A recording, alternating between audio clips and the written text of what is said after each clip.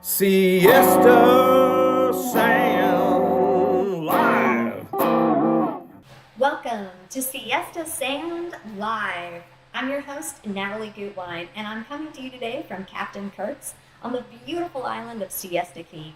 Today, for our podcast, we're going to start off with one of the biggest movers and shakers here on the island. We have Sarasota County Commissioner Mark Smith. I cannot wait to hear what he has to say. I'm sure he's going to have a lot of great information about what's going on around here with the cleanup and just everything on Siesta Key. So stay tuned. We've got a wonderful lineup of guests. The next segment is brought to you by the Judy Berger team, part of Sotheby's International Realty. Whether a buyer or a seller, you'll be delighted with their service. And by Altez Vacations. It's the perfect place to go to find that perfect place to rent.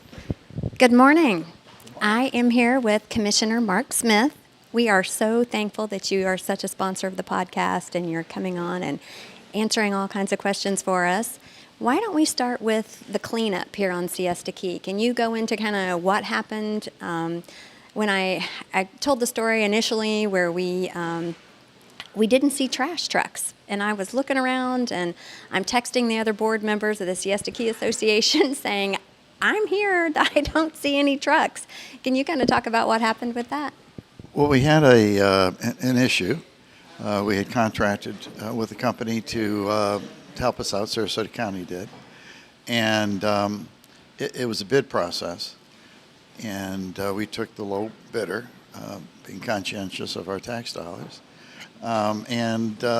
Between them coming here, they got a better offer.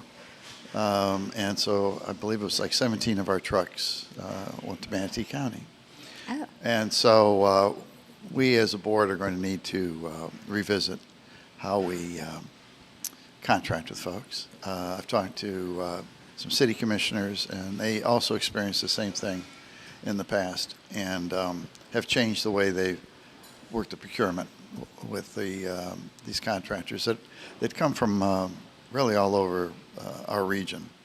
Oh, okay. They're professional disaster recovery. Yeah, folks. And Well, I can imagine with everything going on everywhere. I mean, Right. Helene went all the way up to North Carolina and everywhere. So I'm sure it was very easy for them to get a much better offer. And do you know how many trucks are here now? no, but I do know. Actually, I have some notes here, but to date, we have picked up, or they have picked up, 1.1 million cubic yards of debris in Sarasota County, with 1 million of that actually being just vegetation, trees and shrubs. It's a major disaster. Now, Right. Sarasota County did make the priority that the barrier islands and Siesta Key in particular was a priority. And so it's working. I mean, we're getting there, but there's a lot of it. And Yeah, I appreciate being a priority because as somebody that lives out here, it was dangerous to drive. There was trash pileups everywhere. And one of the things that surprised me was how long it actually takes. And they're not, these people working aren't just sitting around. Right. And I have a big window that overlooks Midnight Pass. And I watched these guys. It took them 3 hours. And they worked the entire time. And you see the big truck, and they've got the claw, and it picks it up. And it reminds me of that game, That's right. the claw game. And I watched them. Yeah. So it gave me a much better perspective of how long this is going to take. Yeah. And it's going to be a little while. But we're looking good out here. I would like to encourage, and I've sent an email off to Pat Robinson, Deputy City Manager of the city. North part of Siesta Key is in the city. Right. And they don't seem to be as prioritized Siesta as the county has. And so I actually noticed that yesterday, and I didn't put two and two together that it is the city. Yeah, that would make sense. So, Pat, if you're listening, but the city, they have Lido, that they're dealing with in St. Armand's and other things. I understand, but as the county portion of Siesta Key gets cleaned up, it's becoming more and more Apparent. apparent Oh, yeah. we have an issue in the north end, and I've gotten several emails from folks up there. Well, I saying- did yesterday. I was driving over, and I looked around, and I thought, why does this look different than everything else? Well, I There we totally go. forgot that, yeah, that little section is city. Yeah. But the rest of the island, it wasn't, when like I said, I was driving around after Helene, Milton's coming, the governor's on TV saying, I'm telling him to get everything off these islands, and I'm looking around going, there's nobody here. Right. That's changed. Right. And I know you were instrumental in that. Can you talk a little bit about what you did with Mike Holderness, talking and getting Well, people here to clean it up? I can. Well, I did my part. As a county commissioner, I only have 2 employees: the county administrator and the county attorney. So I talked to the county administrator and Brian Usher, who's the director of solid waste. But they understood that they had to get the island cleaned up because we have the Siesta Key Crystal Classic, and we needed to make sure that the beaches, all the beaches, but especially Siesta Beach, was clear and ready to go, just so we could show Sarasota and the world that Siesta Key is open. And so they understand. I mean, there's a lot of tax dollars that get generated from Siesta Key. So anyway, it's a process, Right. and it's taken a while. We haven't gotten hit with a major hurricane directly like this since 1960, I think, with Donna, and we got hit with a couple. And so we're getting there. Recovery takes a while. Right. So Well, thank you for everything you've done with that. It really did make a difference when I saw you guys step in, and then all of a sudden things started getting cleaned up around here. well, the contractor showed up. We finally got the right people. He showed up. And so, and we're thankful for Benderson for letting the county use the Siesta Promenade site. Yeah, for those of you who are not here on Siesta and you're watching, if you go to the corner of Stickney Point and 41, it is an enormous mound of debris. Sure. I look at that as progress to me. Well, it is if on Siesta Key, in that neighborhood, not so much. Right, yeah. yeah. Right, I forget you're not just Siesta Key. No, You've got it's the rest of the county to think that's about, too. But that little corner happens to not be in my district, for oddly enough. But it is my neighborhood because we leave Siesta Key, we go right through it.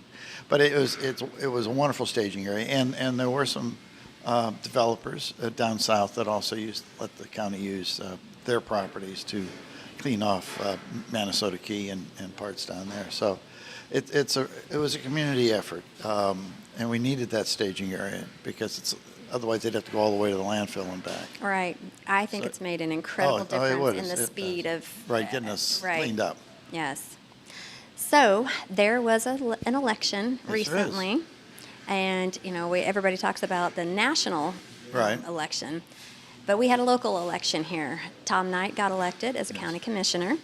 Can you talk a little bit about how you see that affecting things going forward with the county commission? Well, also Teresa Mast.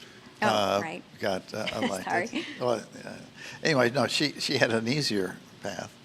But Tom was a friend of mine, Commissioner Knight, almost. It will be. Right. Former sheriff. Former sheriff. He got a lot of support from Siesta Key, and he's very community focused. All his years, 12 years being sheriff, did a great job. And so I'm optimistic for Siesta Key. How do you think this, will all the hotels. That's Right. what everybody wants to know. My understanding, and correct me if I'm wrong, any changes to the comprehensive plan needs a supermajority. Yes. Is that correct? Yeah, it needs So 4 that- votes. 4 votes. Right. And with you and Tom, of course, he hasn't voted anything yet, Right.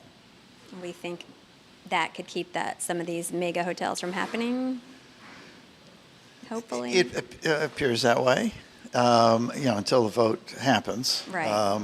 But nothing's come forward. The hotel developers have been silent. At least they haven't come before the county commission, and I haven't had any contact with them. But what I have stated in the past is that if we don't need mega hotels. Boutique hotels would be helpful, I think, on the Key. It would give folks a alternative Right. who wanted to stay out here just for a night or a weekend, and it would take maybe steal some of the market away from folks renting their single-family homes, and maybe these hotel houses wouldn't be as Well, we desirable. don't have that much. If somebody's just coming into town, Right. and I deal with this all the time with our clients, Right. they come into town and they ask me, where do I stay? right. And, if Mike's hotel is busy, then there aren't a lot of choices for overnight, no. single night stays.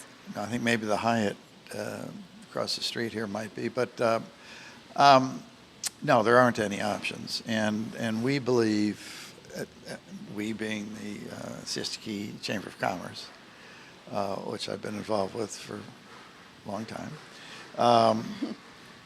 we believe that boutique hotels that would be in the 50 to 60, no more than 75 rooms, depending on the property you have available, would actually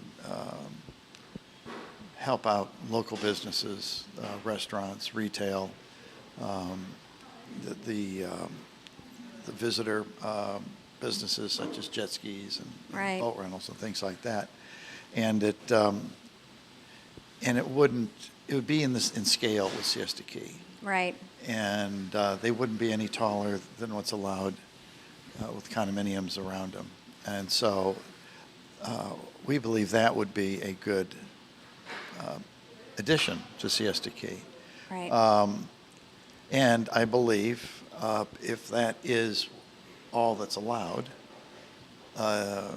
then the folks that develop these properties would end up getting a higher rate per room, Right.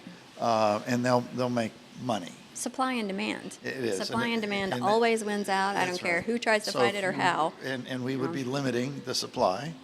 Right. Because you wouldn't be able to build a 170-room hotel, but you could build a 50 to 60 room. And so, do the math and figure out what it is. But I believe because of Siesta Key is what Siesta Key is, the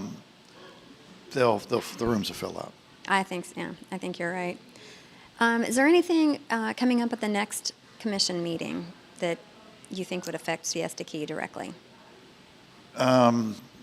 Actually, no. Kind of quiet for right now. Well, we've got We've got plenty going on. So. Oh, yeah. No, I mean, what's on our plate is more to do with development out east. Okay. Have it's you heard coming up. anything about the repaving? I know there was a big repaving effort, and then that was put on hold. Yes, it has been put on hold, and most likely it's going to be picking up after the first of the year. Okay. We really do have to finish getting all the debris off the side of the streets there. And Right. we have 90 days from the middle of October. And that's from the governor's office and FEMA.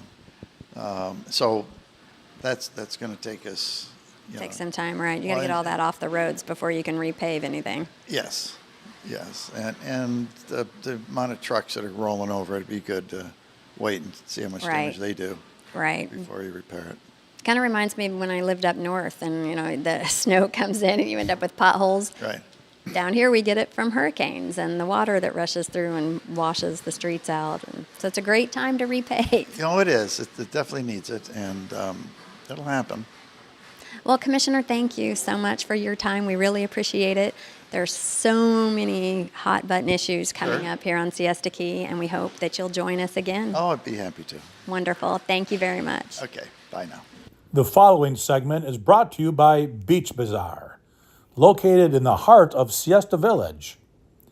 Everything for the beach, and we do mean everything. And by FAM Development, the area's best in custom-built homes. Start living your dream on and around Siesta Key. Hi, welcome back. Well, we've heard all the stories of the hurricane and everything that people went through. You know, I live here on the island, but my house is elevated. Thank God. It's something that I just took for granted for a long time. And then we got water on the island. So we're here with Tracy Jackson and Jennifer Rogers. They've got an incredible story of community that we just had to share here on the podcast. So who wants to start and tell how it happened? I can start since it was my place. Go ahead. Yeah. All right. So I was up visiting my parents in Illinois when Helene came through, and I had been checking in with neighbors, and I knew my house had taken on water. Jen and I met probably 3 months prior to Helene, maybe a little bit longer than that. It was an immediate friendship. It was just like, she's my soul sister. I love her. And she reached out to me and asked me if I needed some help. And I knew that I did. I don't usually take help like that, all the time. She took it upon herself to encourage and inspire a bunch of people to come. I feel like that's where I should hand it to you, Jen.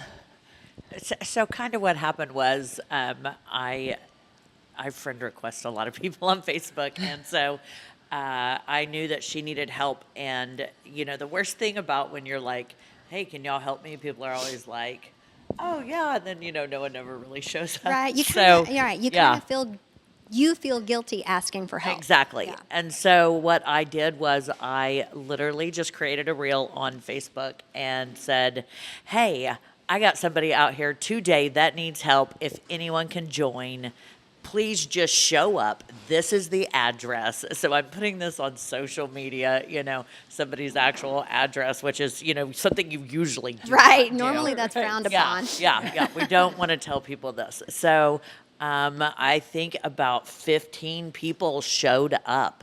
And we thought what was going to be just, a cleanup, pulling out some wood floors, turned into, we had knocked out half the drywall, was just, Wow, this was day one. So this is This is day two. one. Or day- Actually, that was day two. day two. Yes. Day Okay, so one. hurricane happens and And you day see one, it. I think she posted something I not a posted reel. if anyone could go Yeah. out. I was not able to go out at that time. I was doing hair, and I had said, if anyone can show up at this house, do that. So it was all the cleanup on that day. Yep, and she starts sending my address, and literally when I pulled in the driveway to see my house for the first time, I get a little emotional about this. There was a couple there that pulled in at the same time as us, and they got out of the car and they said, "Hey, Jen sent us," and the wife says, "Jesus sent us too," which I thought was so cute. And so they were there with me at the initial onset. That's how it all started. Like that was the beginning. I think 10 people showed up that day. Wow. A bunch of women in, beautiful Lululemon outfits with manicures. They're like slopping through this wet water, giving me little inspirations as we're going through.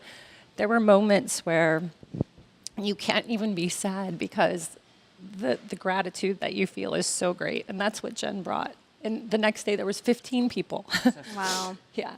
And it wasn't, I didn't even know half these people. You just meet your friends on people at Facebook and that you haven't met yet. Right. And so, that was able to make that happen. And that was, Tracy's house was just the start of that. So So can you talk a little bit more about kind of the movement that you created to help clean up not only here on Siesta Key, but throughout Sarasota County? Well, I'm not shy, so I have that going for me, being a hairstylist. But The next person that reached out messaged and said, "Hey, I've got a 95-year-old woman on Longboat Key that, they need help." And I was like, "All right, I'll see what I can do." And it was literally just a video saying, "Hey, y'all want to work out? Bodies by Jen here over on Longboat Key. It's like a gym for, the whole week. I got you covered." Right. It's, yeah. everybody's it's a gonna workout. get strong. Right. It's a Everything is workout. wet and it's. Yeah. It so. is not. I think one of the things I realize is that it's ugly. It's the worst Stinks. smell. I don't know. Yeah. I don't know what it is that creates that smell. But you'll never forget it after you've been through it. I still smell it all the time. Like it's almost like chemotherapy. It never goes away. You can, Right, you know. yeah. Yeah. It's Yeah. like that mold. So this little lady, it was just a little house on Longboat. I mean, she's just trying to go through her photos, and I mean, the nightstand is just filled with, everything soaked in her photos and her memories, and and she's just trying to go through and get like anything. Right. Everything's ruined. Yeah. So it's, taking everything outside, pulling out carpet that's just really heavy. And then I drive over to, I hear Cortez Trailer Park is, destroyed over in Bradenton area before you go over the bridge to Anna Maria, because couldn't get to Anna Maria because they had that blocked off. And then I just drove around and I was like asking who needed help, and ended up finding the community center in, it's called Shores. Gulf Shores. And so a lady there, I pulled up and I said, what is needed? And she was like, dehumidifiers, fans. People don't even have air beds to sleep on. And so I just reached out to the community and asked, hey, if y'all want to trust me with this, you can. I was like, this is my Venmo. This is what's needed. And we raised like $3,300 and got all these, like so much equipment that was needed that these people like are sleeping on airbeds because they don't have mattresses. Right. And they you can't have afford nothing. When a Nothing. flood comes in, I've gotten choked up a lot too, because I walked into somebody's house the other day. It's not even my house, and I'm in tears because everything is wet. If your house was on ground level and the water came in, your socks are gone, your shoes are gone, your toothbrush. It's all the little things that are gone. So to have somebody come along and just bring a toothbrush, a toaster, a bed, I'm sure it made a huge difference in their recovery. It wasn't, you think, okay, the people on these islands, they've got money, that's why they live there. And not everyone does. Right. Not every house is ginormous, and a lot of people had bought these houses before the market, just Right. skyrocketed. So, when you're dealing with these little trailer parks, and these people are just in these retirement communities, they don't have the money like that to just Right. go and, okay, we're going to stay now in a $300 a night hotel. So there's nowhere to sleep. There's nowhere to go unless you've got friends and family near and things like that. So I just put myself in that position, and I was like, I would want help. I Right, hate right. asking for help. I like you need helping. a lot of hands. Yeah, you Yeah. need a lot of people. I was amazed. Like I said, my house is elevated, but I had some storage and stuff at the bottom. There were 6 people that showed up at my house, and friends and family, and it took all of that for a house that didn't flood. So like yours, that's on ground level, I can't. And I imagine. still have people showing up to help. Chris Otto, who's a local musician, came by the other day and helped me take out my kitchen cabinets and helped me clean up my yard and power wash the back of my house. And Christina Pope came and helped me get all the things out of my cabinet, spent the whole day with me. I've just been very, very fortunate through this. And this community is amazing, and Jennifer is amazing. And I think there's so many more people that want to help and want to do good in this community than Right. a lot of people realize. So I'm so happy that we're celebrating Jen today and all the people out there that help. I think a lot of that is, we depend on sometimes the government to step in, and it was like, where are you? Right. You know? Well, you're right. The government isn't going to be there the day No. of, the day after. They're not No. going to be the one that helping you And pull that's the the most stuff crucial out. times, Right. is getting that out before the mold gets in there.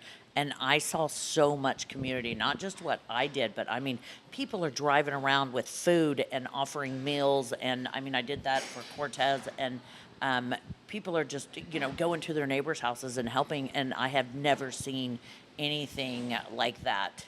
I mean, I Right. lived in Oklahoma where there's tornadoes, so we kind of go out in areas and do that. But that's why I love living here. So we'd like to thank you for what you did. So can you tell who you are, what you actually do for a living? How can people support you? I'm actually really busy.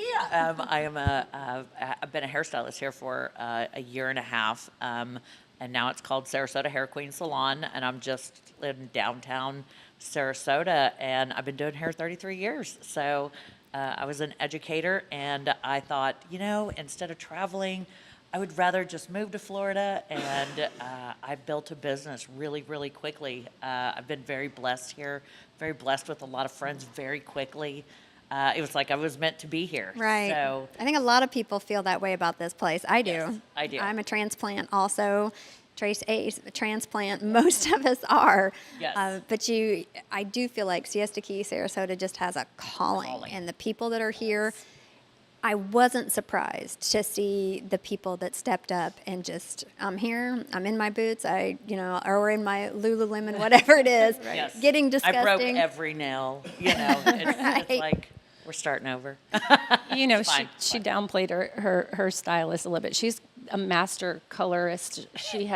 Her hair color is so amazing. She is, actually. I checked out your Instagram last night. I was stalking her on Instagram.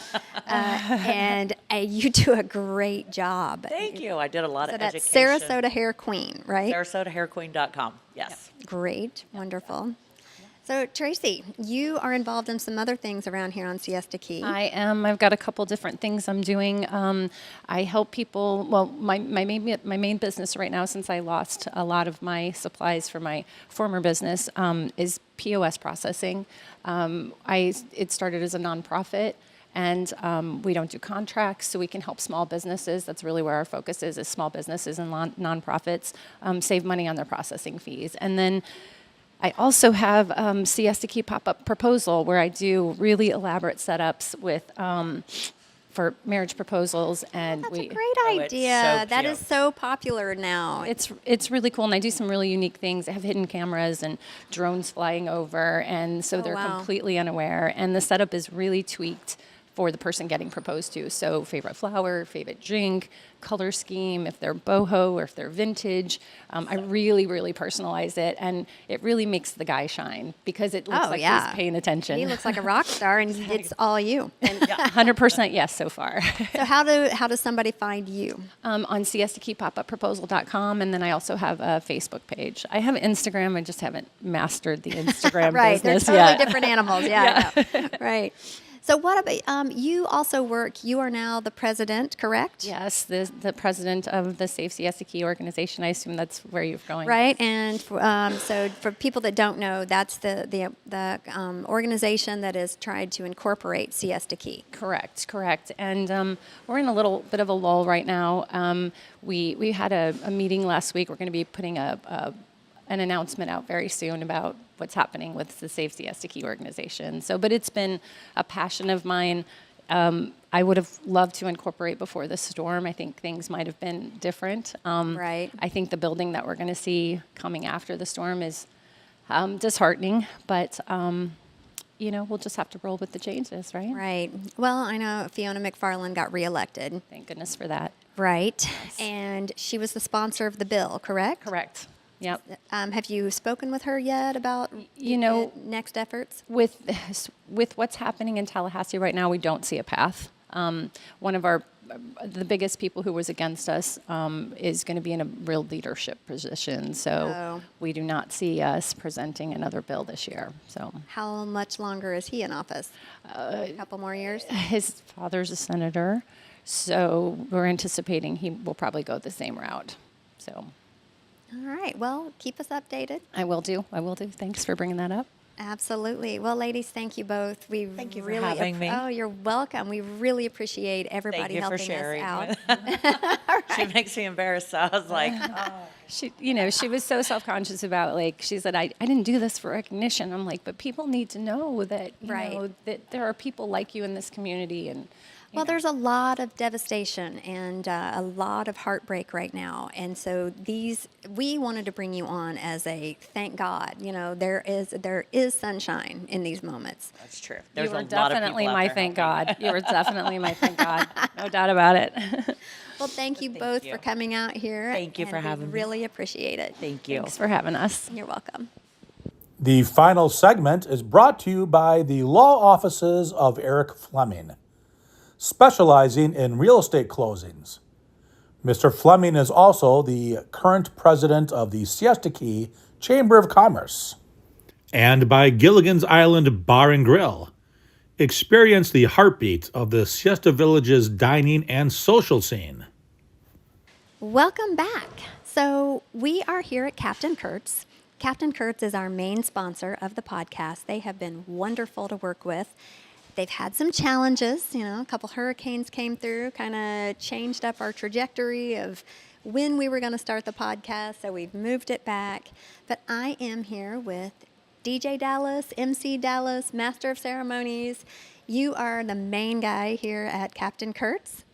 That is correct. I've been here for just a little while doing this, and I love it. It's just a lot of fun, and just to be able to go out there and get the events going and people having a great time, and that's what it's all about.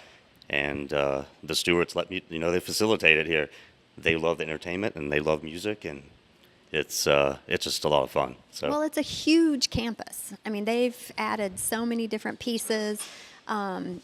You've got the Tiki Lounge, which eventually we will be broadcasting from over there. Correct. And we'll have a live audience if people want to show up at 9:00 in the morning. We're happy to have them here in a couple of weeks. But you're the karaoke guy too, right? I am the karaoke guy. That's right. I'm the entertainment director here at Captain Curt's, and just many years of being here and just continuously piecing together our entertainment as we've been going along, and it's just been a lot of fun, as I said, and that's what we really enjoy here, and with the hurricanes and everything and bringing everything back, it's a new excitement that's happening. Right. That's for sure, and a new camaraderie between us. Oh, really? So can you talk a little bit about what it was like when when did you first get back here to see the place? It was basically two days, I believe, After after Helene. Yeah, 2 days after Helene, and it was a disaster. Absolutely, it's 3-4 foot of water all the way through everywhere, and You've got beautiful new floors in here. beautiful. The place looks great. So when people are talking about whether or not they should come to Siesta Key now, absolutely. Absolutely, everyone's putting 150%, and that's the real night and day, 24/7 here, and I know a lot of other places on the Key. Right. Everyone's working to get it back, and yes, they want people to come back, and Siesta Key is beautiful, and it'll always be beautiful, and will be beautiful again. That's for sure. And We're ready to go. We're ready to go. We want to bring them back. You talked a little bit about the camaraderie around here. Mm-hmm. How's the hurricane brought you closer together? With the bartenders and the servers and the kitchen staff and everyone here, they just jumped right in. I mean, anything and everything, they were here, morning, That was my night. understanding from the stewards, was that they've utilized the employees that they had. They wanted to keep everybody employed, do everything they could to give people jobs and keep them busy. Bartenders became carpenters. Oh yeah. If you knew, you step up and you were like, I can do that, and everyone did that. Everyone here stepped up, and it's been incredible. You couldn't have done it without the bartender servers. I mean, that's the backbone. The kitchen, all those guys. For like you said, how big this place is. Right. There's the Tiki Lounge. What do you call this area? This is the backroom saloon. Oh, right. The backroom saloon. That's where we're broadcasting live from, the backroom saloon. Backroom. This is where it all started, where karaoke started, right here. It was in the backroom saloon. So that's one of our big claim to fame, besides, the clam chowder. Right. Can you talk to us about Crab TV? What is Crab TV? Crab TV was a concept that we brought, the Stewarts brought, for, at first, because we're an Ohio State alumni right here, so we I have won't hold that against you. we have we have the Ohio State games here, and it's a big thing, and it's been going for almost 25 years here, and so that was bringing on and going. Let's start something, and let's bring a production to it, and from that it's kind of spawned. And Right. Here, Saturday afternoons, for people that don't know, it's packed wall-to-wall Ohio State fans. packed. Yeah. Yeah, I Absolutely. don't wear my IU gear here on Saturdays, for sure. Yeah, I don't tell. Yeah. Yeah, you can't say stuff like that. But no, but it's a great place to come watch games. So where is the karaoke now and what days? Right now, the karaoke is back here in the back room Saturday nights, 9:30 to 12:30, and then we should be starting here in the next week or so, and we'll be back over at the Sneaky Tiki on the main stage, and that's Tuesday and Thursday nights, 6 to 10 o'clock. And so we're doing 3 nights a week where we've got a little bit of an earlier one with the outside at the Tiki, and then we bring it back a little late night here in the back room saloon where it all started.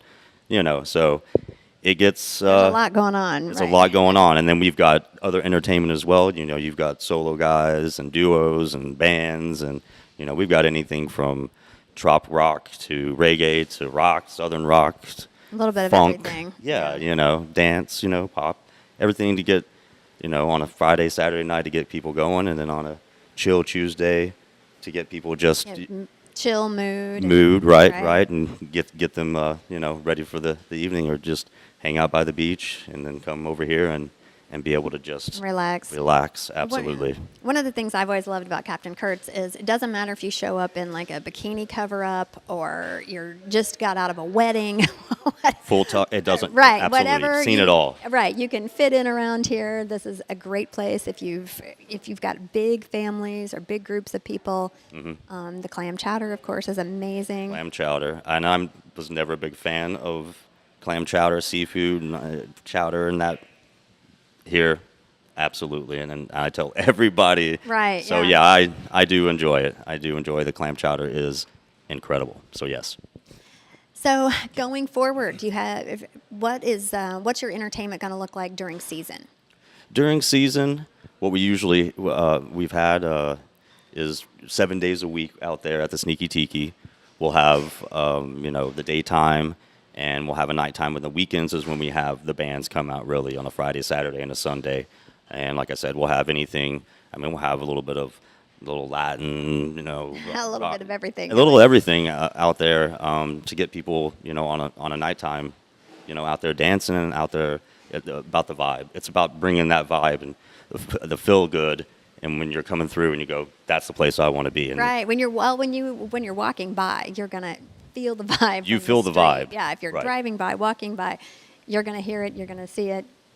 Yep, absolutely. And so that's what we bring out there, and we're probably going to bring a little bit. We might have a couple events throughout the year that we're going to work on, as along with just the 7 days a week music, and bringing just local and national some people in here. But we kind of want to have a little bit of everything. But we're a tiki bar, so we're going to have that tiki. Right. Yeah. We're going to have that tiki Right. feel, but we'll make sure that we give you a little bit more. So, that's what we've got going on over there. And then, of course, the entertainment back here on Saturday nights is just karaoke right here in the back room. Back here at the back room. Back room saloon. Yeah, back room saloon Saturday nights.